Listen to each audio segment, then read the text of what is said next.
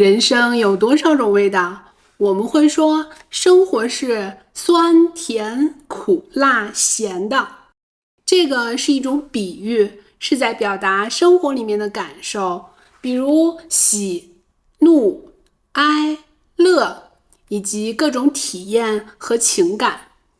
今天我们从厨房开始讲，先来认识一些食物的单词吧。酸的味道，酸。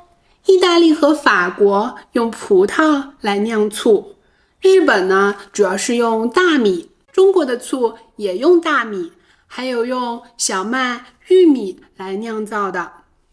来看这瓶醋，这瓶醋它就是用大米还有糯米来酿造的。糯米，什么是糯米呢？我这个地方正好有2瓶。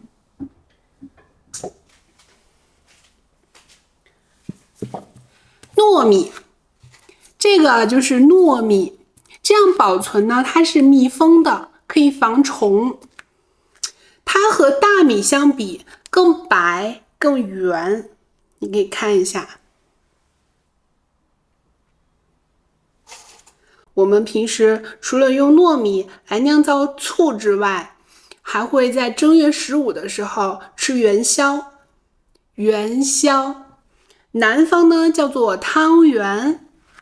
汤圆，端午节的时候会吃粽子，平时呀就吃糯米饭、荷叶饭，还有糯米藕，这些都是糯米做的。调味的时候呢，有2种醋，有一种黑色的醋，还有一种白色的醋。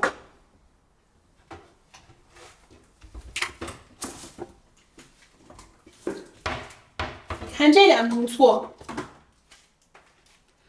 这个就是平时炒菜用的醋，这种白色的呢叫白醋，其实呀它是透明的。这种就可以用来凉拌生的。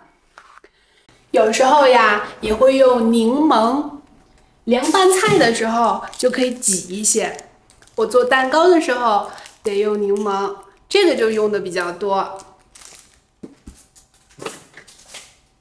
蛋糕呢是一种西式糕点，从19世纪末，因为有外国使团还有商人来开西餐厅，从那个时候开始，西式的烘焙逐渐就融合到中国本土的烹饪和糕点制作里面。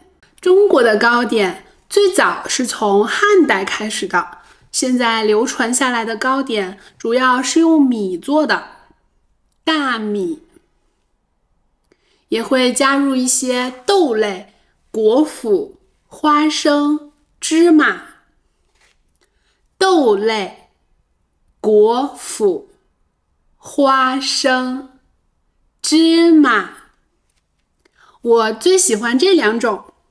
第一个是龙须酥，龙须酥是广东省的传统糕点，这个呀非常难做，难点是控制糖的温度，还有拉扯的力度，主要是用杏仁、花生还有糖为主料。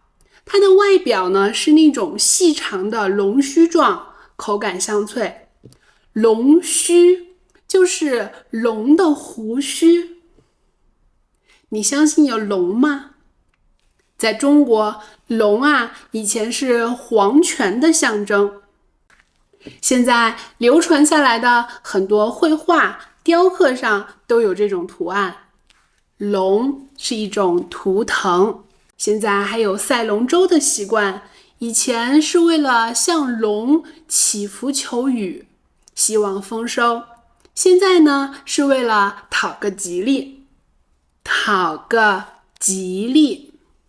特别热闹。第二个是小笼包，在外国的唐人街基本上都有这种店，用面团包裹着鲜肉的馅儿蒸。小笼包在我们看来更像是一种主食，比如早餐，路边的早餐车就可以买到小笼包。北方更喜欢吃面食，像这种面条、包子、馒头都算是面食。面条一般是用清水来煮，山西有一种焖面，不是放在水里面，它下面是菜，然后呢，把面放在菜的上面，面就吸收了菜和肉的汤汁。这个是我家的蒸笼，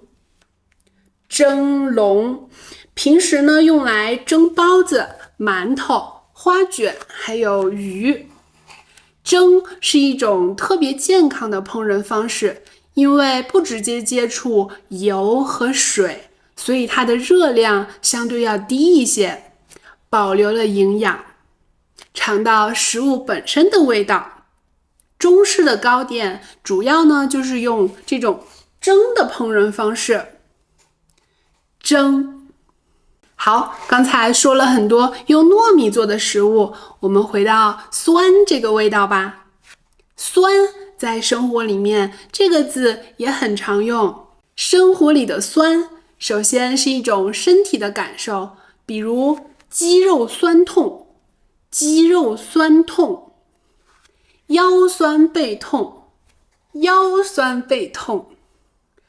听到一个笑话，笑得脸都酸了，脸上也是有肌肉的呀。吃了杨梅，牙都要酸掉了，牙都要酸掉了。杨梅是一种水果，主要产自亚洲地区。如果空运新鲜的给你吃，可能不行，因为它很容易坏，果蝇很多，是酸甜的味道。杨梅我会在夏天的时候买很多，这个就是杨梅，冻冰箱里面，等到冬天也可以吃，可以熬水喝或者直接吃。杨梅里面有花青素、维生素，还有抗氧化、降血脂、保护视力的食疗效果，还可以帮助消化。中医里面有药食同源的概念，我们还会把酸这个字用来形容那种嫉妒的情绪，比如别人分享了一个照片，有人看了觉得很棒，也有酸民在下面酸，就是说那种反面泼冷水的话。酸在这儿就是一种个人的感受，他说的话太酸了，下一句是想说，难道他就不能正视别人的优秀吗？所以说话酸溜溜的，我又觉得酸了，意思是我好嫉妒呀，我又觉得酸了，酸。好，今天我讲了一些食物的单词，醋、大米、糯米、元宵、粽子、龙须酥、小笼包、杨梅。我还讲了糕点，中西方主要的差别是蒸和烘焙的烹饪方法。味道是酸的，身体也可以酸，就连说的话也是酸的，你记住了吗？下期我们说甜，拜拜。